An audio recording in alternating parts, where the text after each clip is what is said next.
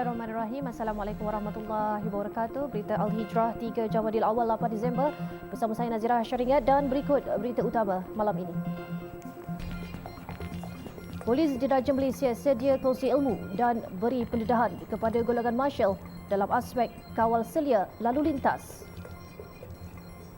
Juga pelaksanaan pendidikan seks di peringkat sekolah, ibu bapa disaran lebih bersikap terbuka demi membendung masalah sosial.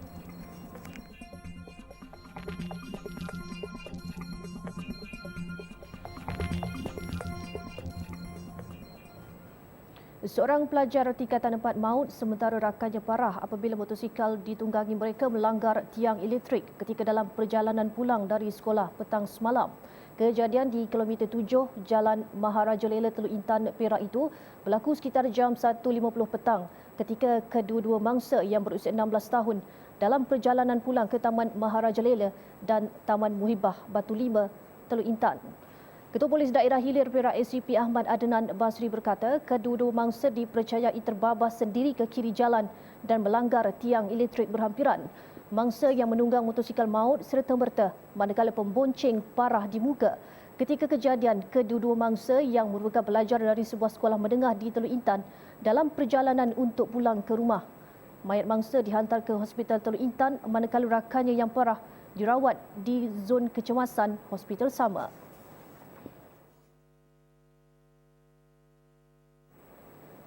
Tindakan marshal yang tidak bertauliah dalam mengawal lalu lintas hingga mengganggu pergerakan kenderaan boleh mengundang situasi tidak selamat di jalan raya. Bagaimanapun, menurut Ketua Pengarah Jabatan Siasatan dan Penguasaan Trafik JSPT Bukit Aman, Datuk Mat Kasim Karim, pihaknya sedia memberi pendedahan kepada golongan itu dalam melaksanakan tugas-tugas sebagai marshal di jalan raya. Jelas Datuk Mat Kasim menerusi kes-kes sebelum ini, marshal dilihat tidak terlatih dari aspek mengawal selia lalu lintas. Ia sekaligus mengundang ancaman keselamatan pengguna jalan raya lain. Mereka ini sebenarnya tidak mempunyai latihan. Dan setakat ini pihak Jabatan Siasatan dan Penguasaan Trafik Bidang RM akan berbincang dan akan memberi pendedahan kepada mereka bertujuan untuk mempunyai satu advokasi yang sesuai dan menjalankan tugas-tugas sebagai marshal. Terima kasih. Tambahnya, tindakan marshal yang menghalang lalu lintas sememangnya menyalahi undang-undang jalan raya. Tindakan kumpulan itu yang menghalang laluan jalan raya tanpa pengawasan pihak berkuasa juga boleh dikenakan tindakan jika disabit kesalahan. Tegasnya, pengguna jalan raya yang berdepan tindakan marshal tidak bertauliah yang menghalang lalu lintas boleh membuat aduan kepada pihak berkuasa. Bolehkah pengguna jalan raya membuat aduan jika wujud marshal yang sesuka hati mendominasi lalu lintas sehingga menyusahkan pengguna yang lain? Sebenarnya boleh. Ini kerana tindakan marshal tidak mempunyai sebarang bentuk kuasa yang membolehkan mereka bertindak sedemikian. Tambahnya lagi, pihaknya tidak menghalang mana-mana pihak untuk berkonvoi selagi mematuhi undang-undang sepanjang aktiviti berkenaan dilakukan, termasuklah mempunyai lesen dan cukai jalan yang sah. Marshal yang melanggar undang-undang berkenaan dengan mengawal, melincung atau mengatur mana-mana lalu lintas sepanjang berkonvoi, mereka boleh disabit di bawah Seksyen 21/1 Akta Polis. Tindakan undang-undang juga boleh diambil di bawah Seksyen 94 Akta Polis dan Seksyen 79/2 Akta Pengangkutan Jalan. Terdahulu, Datuk Mat Kasim mengeluarkan kenyataan berhubung pengurangan kompaun saman hingga 80% yang ditawarkan Polis Diraja Malaysia PDRM bagi kesalahan terpilih dengan had minimum RM30 bermula esok hingga Ahad ini. Penawaran diskaun itu dibuat sempena 100 Hari Aspirasi Keluarga Malaysia yang akan dirasmikan Perdana Menteri Datuk Seri Ismail Sabri Yaakob di Pusat Konvensyen Kuala Lumpur KLCC esok. Jelas Datuk Mat Kasim, semua pembayaran kompaun boleh dibuat di kaunter PDRM KLCC, kaunter bayaran saman trafik di Ibu Pejabat Polis Kontingen IPK dan Ibu Pejabat Polis Daerah IPD, selain portal dan aplikasi My Bayar sepanjang 4 hari itu.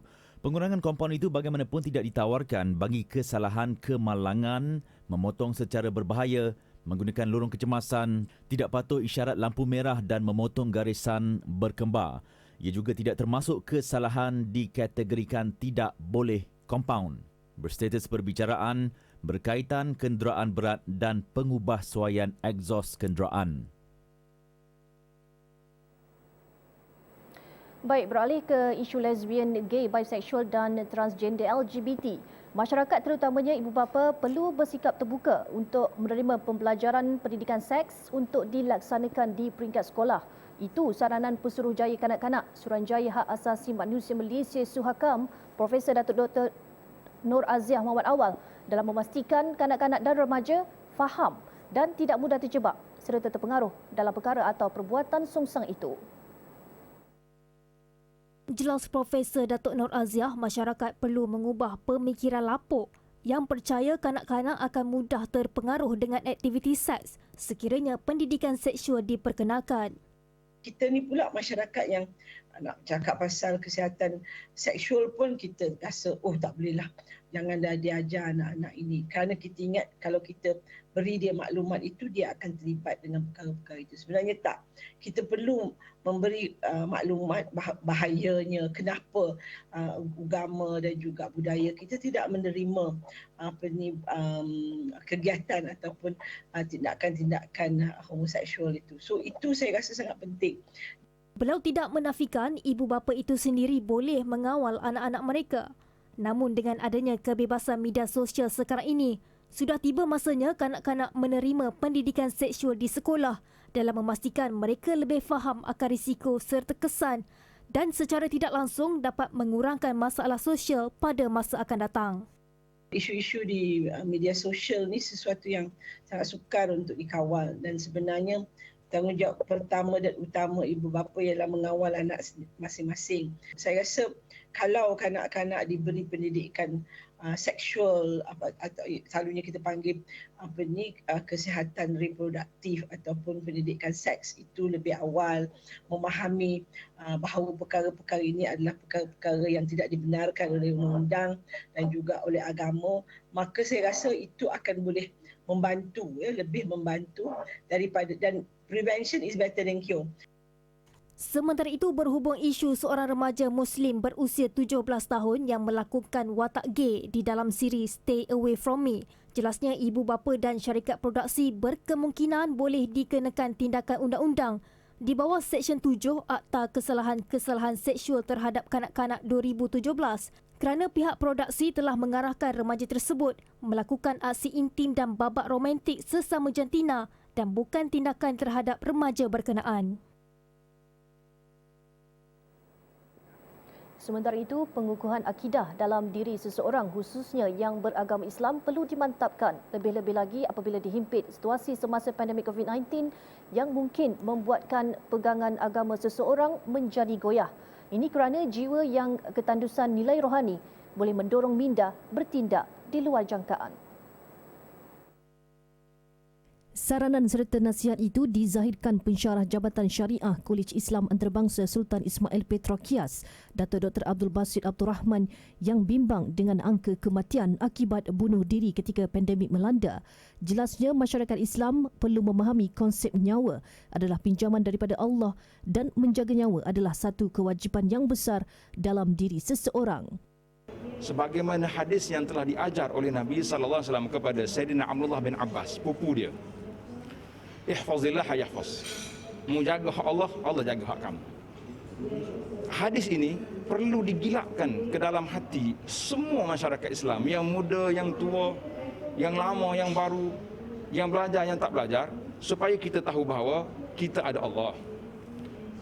Bagaimana keadaan kita sekalipun tersepit, kalau sampai peringkat kena angkat bendera putih sekalipun, kita ada Allah yang akan memberi rezeki kepada kita, yang akan memberi pertolongan kepada kita. Jangan kita potongkan nyawa yang Allah Ta'ala anugerahkan itu. Tambah beliau lagi, seseorang individu perlu sentiasa memperakui bahawa dunia adalah sebuah tempat yang penuh dengan ujian sebelum kembali ke syurga Allah. Datuk Dr. Abdul Basit dalam pada itu turut mengingatkan para pendakwah untuk tidak menghukum atau menyalahkan individu yang berdepan masalah seumpama itu semasa berdakwah. Sebaliknya, pendakwah perlu mengemukakan alternatif terbaik untuk menerapkan kefahaman tawakal, tauhid serta mencuba sedaya upaya untuk menyatukan ummah di bawah satu kalimah wahidah, la ilaha illallah. Gerakan dakwah perlu diperhebat dan diperluaskan lagi menerusi pelbagai platform dalam usaha memantapkan akidah umat Islam yang berdepan masalah pegangan hidup. Itu gesaan Menteri di Jabatan Perdana Menteri Hal Ehwal Agama Senator Idris Ahmad selepas melihat trend memandang remeh terhadap pegangan agama semakin membimbangkan. Jelasnya trend permasalahan tersebut diperoleh melalui dapatan oleh Jabatan Kemajuan Islam Malaysia JAKIM yang melibatkan masyarakat Melayu terutamanya di bandar. Maka sebab itu kita mengharapkan supaya Yadim, salah satu daripada agensi di bawah Menteri di bahagian Hal Ehwal Agama, perlu untuk bergerak seiring bersama-sama kita dengan menggunakan beberapa figura-figura orang-orang yang kita anggap penting untuk melestarikan dakwah dalam masyarakat. Beliau berkata demikian semasa berucap merasmikan webinar pemantapan akidah Nusantara anjuran Yayasan Dakwah Islamiah Yadim di Putrajaya pagi tadi. Pada majlis sama, Senator Idris turut menyampaikan watikah pelantikan kepada 9 ikon dakwah Yadim. Antara penerima watikah Nur Farhatul Fairuzah Panut yang juga bekas Johan Korea peringkat antarabangsa. Ketika ditemui, Nur Farhatul Fairuzah berkata beliau tidak menafikan kebimbangan akidah remaja zaman kini terutamanya di media sosial. Menurutnya, sebagai ikon dakwah Yadim, beliau perlu sentiasa tampil dengan inisiatif yang kreatif di media sosial dalam menarik minat remaja khususnya untuk mendalami ilmu agama, khususnya Al-Quran. Farha selalu juga berkongsi konten-konten tentang bacaan Al-Quran secara bertaranum, iaitu berlagu pada anak-anak muda, dan alhamdulillah mereka memang ikut seperti Farha buat hashtag Taranum Challenge, hashtag Quran Challenge. So alhamdulillah mereka dapat terima dan ramai yang buat challenge tu.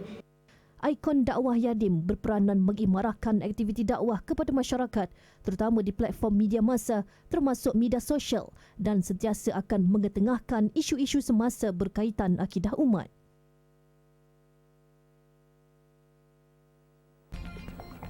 Selepas ini, Ketua Staf Tentera India maut, helikopter terhempas. Alhamdulillah, bertemu kembali. Golongan pelajar boleh bersifat kritis dan kritikal dalam menyuarakan pandangan terhadap kerajaan namun perlu berfakta.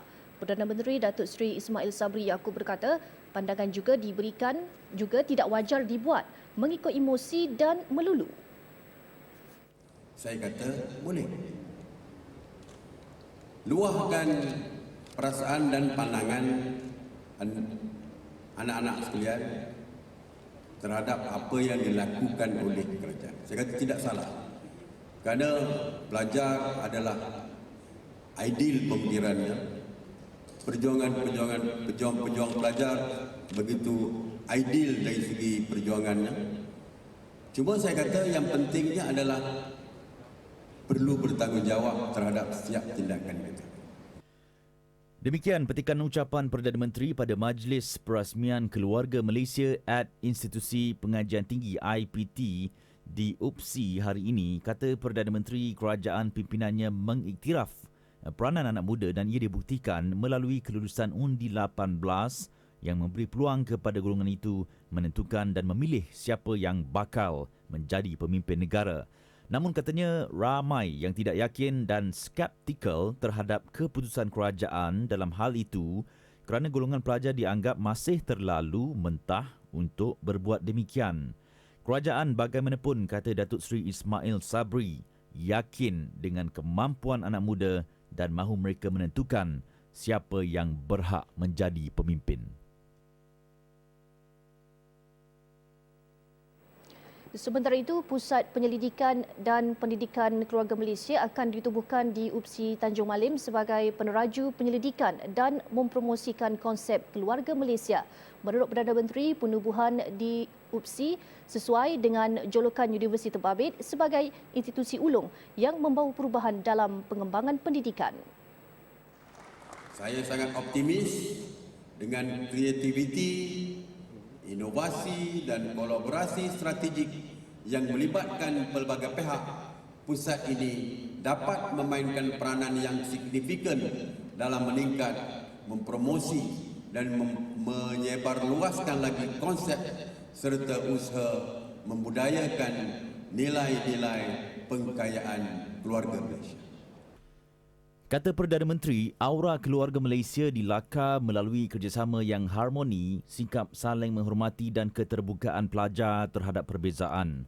Katanya dengan keunikan IPT seperti UPSI yang dilatari kepelbagaian agama, bangsa, usia serta latar belakang ekonomi, ia akan membentuk persekitaran keluarga baru kepada pelajar. Justru katanya ia mampu melahirkan idea untuk membentuk keluarga Malaysia di IPT. Menjelang kemungkinan berlakunya musim tengkujuh, Jabatan Pengairan Saliran Terengganu telah memasang stesen siren amaran awal banjir bagi memastikan penduduk lebih bersedia dalam berdepan bencana alam itu. Timbalan Pengarah Pembangunan Jabatan Pengairan dan Saliran JPS, Osman Abdullah berkata, sebanyak 21 stesen siren amaran awal banjir telah dipasang di seluruh negeri itu. Katanya 6 stesen siren amaran awal banjir tersebut dipasang di Setiu, 5 stesen di Hulu Terengganu, 4 stesen di Kemaman dan 3 stesen di Besut, manakala terdapat 1 stesen masing-masing di Kuala Terengganu, Kuala Nerus dan Marang.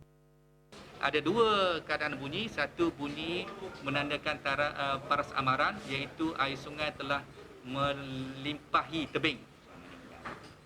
Dan manakala bunyi yang kedua iaitu bunyi bahaya untuk pihak penduduk masyarakat setempat bersedia untuk berpindah. Ini penting sebab kawasan-kawasan terutama di kawasan Pengkalan Ajal ini kecepatan untuk paras air meningkat tu cukup tinggi. Jadi dia ambil masa yang cepat. Jadi siren banjir ini untuk membantulah terutama pada sebelah malam dan sebagainya. Tambahnya lagi, penambahan stesen siren amaran awal banjir berkenaan juga akan ditambah dari semasa ke semasa. Sementara itu, penambahan 34 stesen ramalan dan amaran banjir di bawah program Ramalan dan Amaran Banjir atau PRAB turut ditambah baik. Kata Osman, PRAB Fasa 1 ini terletak di lembangan Sungai Terengganu, merangkumi Sungai Telemong, Sungai Berang serta Sungai Nerus. Manakala projek PRAB Fasa 2 sebanyak 66 stesen dijangka siap pada November 2022 di seluruh Terengganu. Media yang turun padang bertemu masyarakat lebih memahami isu kemiskinan rakyat. Justru Pengerusi Majlis Agama Islam Wilayah Persekutuan Mawib Tan Sri Dr. Muhammad Daud mahu media memberi idea dan cadangan kepada pihaknya bagi memantapkan lagi khidmat mereka kepada orang ramai.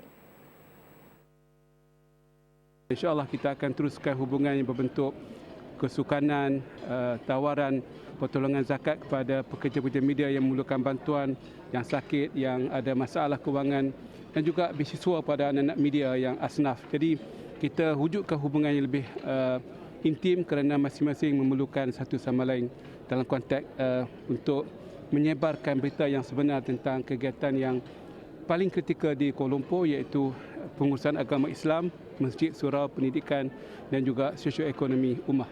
Beliau yang ditemui di Majlis Aspirasi Mawib bersama pengamal media juga berkata, peranan media untuk menyebarkan maklumat berkenaan pengurusan agama Islam amat penting, lebih-lebih lagi untuk memperbetulkan persepsi yang tidak tepat. Dalam pada itu, kerjasama antara pihak Mawib dan media juga dapat membuka peluang kepada keluarga media yang tergolong dalam kumpulan asnaf untuk menerima bantuan seperti zakat. Dalam majlis yang sama, beliau turut menyampaikan plak penghargaan kepada agensi-agensi media yang terlibat.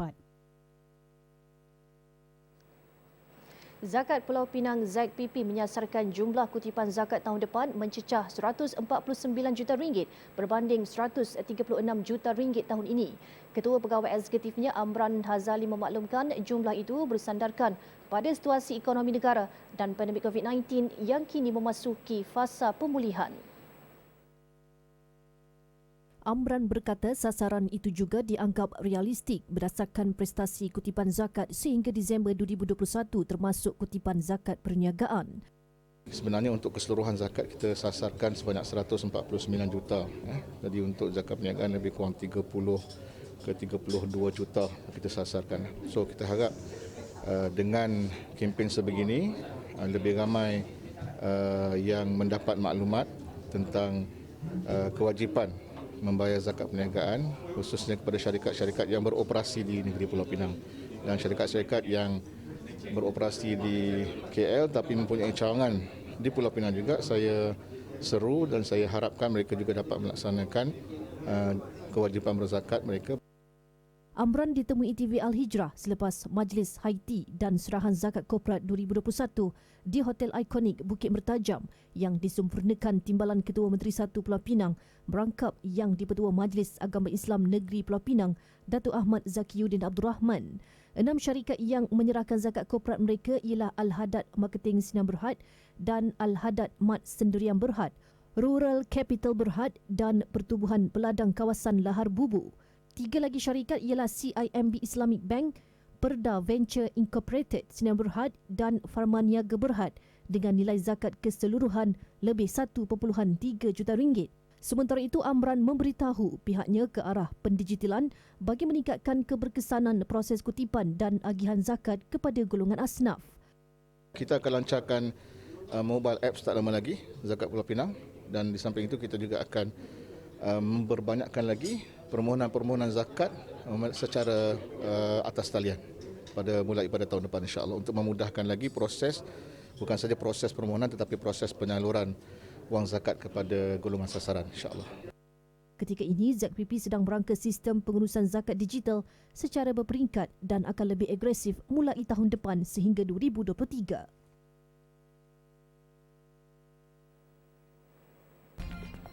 Selepas ini, kediaman musnah penduduk sekitar Gunung Semeru tinggal sehelai sepinggang. Indonesia dijangka menghantar 5 hingga 10,000 rakyatnya ke Malaysia bulan depan. Ia bagi memenuhi sektor pembinaan dan pembuatan termasuk Perkhidmat Domestik Indonesia PDI. Menteri Sumber Manusia Datuk Seri M. Saravanan berkata perkara itu antara yang dibincangkan menerusi pertemuan bersama rakan sejawat di Indonesia Ida Fauziah semalam. Dan saya telah memberi jaminan bahawa sekiranya Indonesia menandatangani MOU di antara Malaysia dan Indonesia, nasib pekerja mereka akan dibela dengan pelbagai langkah-langkah. Yang pertama adalah penginapan yang kondusif. Yang kedua, e-wages di mana memantau gaji mereka. Dan yang ketiga adalah working for workers aduan. Ini tiga-tiga akan menjadi alat tuju kepada semua manusia. Beliau berkata demikian pada sidang media selepas Majlis Perasmian Kuarters Pekerja Berpusat Bersepadu ICLQ di Pasir Gudang, Johor. Dalam pada itu, sebuah jawatan kuasa khas di bawah Jabatan Tenaga Kerja akan ditubuhkan bagi menjamin kebajikan pekerja asing dalam negara. Jawatan kuasa akan ditugaskan memantau kebajikan individu, tempat penginapan pekerja dan menyelesaikan aduan berkaitan gaji. Perkembangan luar negara, sebahagian penduduk yang terjejas akibat letusan Gunung Berapi Semeru di Lumajang, Indonesia kembali ke kediaman bagi mendapatkan harta benda yang masih boleh digunakan. Pun begitu, keadaan masih berisiko buat mereka bimbang letusan susulan yang mungkin berlaku. Letusan susulan Gunung Berapi Semeru mungkin akan berlaku. Namun bagi penduduk, mereka sanggup kembali ke kediaman yang ditinggalkan demi mendapatkan harta benda yang masih boleh diselamatkan dan digunakan. Saya ke sini ngambil barang-barang yang masih bisa dipakai, barangkali masih bisa layak dipakai, bisa buat ke depannya. Barang-barang jenisnya apa aja, Pak? Ya? Barang-barangnya jenisnya apa? Barang-barang jenis lemari, TV, baju-baju itu yang bisa dimanfaatkan lagi, diambil dipakai lagi. Rata-rata kediaman rosak teruk akibat letusan Gunung Berapi tersebut 4 Disember lalu. Sehingga semalam, Reuters melaporkan sekurang-kurangnya 22 nyawa terbunuh akibat letusan yang kuat itu. Manakala sekurang-kurangnya 27 yang lain masih hilang. Kira-kira 2,000 keluarga menurut Presiden Indonesia Joko Widodo terpaksa dipindahkan. Jeneral Bipin Rawat, Ketua Staf Tentera India dilapor maut selepas helikopter yang dinaikinya terhempas di selatan Tamil Nadu. Perkara itu disahkan Angkatan Tentera India menerusi Twitter. Ketika kejadian Jeneral Bipin menaiki helikopter buatan Rusia dan menuju ke sebuah kolej perkhidmatan tentera. Ia sebelum itu berlepas dari stesen tentera udara Sulur turut serta isterinya dan pegawai-pegawai tentera lain. Media tempatan dilapor berkongsi video di lokasi nahas di daerah Nilgiris, penumpang yang cedera dikejarkan ke hospital. Jeneral Bipin memiliki 4 dekad pengalaman dalam bidang ketenteraan dan pertahanan. Beliau dikatakan antara individu paling rapat dengan Perdana Menteri Narendra Modi. Baik, laporan itu tadi menutup berita Al-Hijrah malam ini. Jangan lupa layari alhijrahnews.com untuk lagi laporan menarik dan artikel eksklusif. Sekian untuk malam ini. Saya Nazira Syaringat. Assalamualaikum warahmatullahi wabarakatuh dan selamat malam.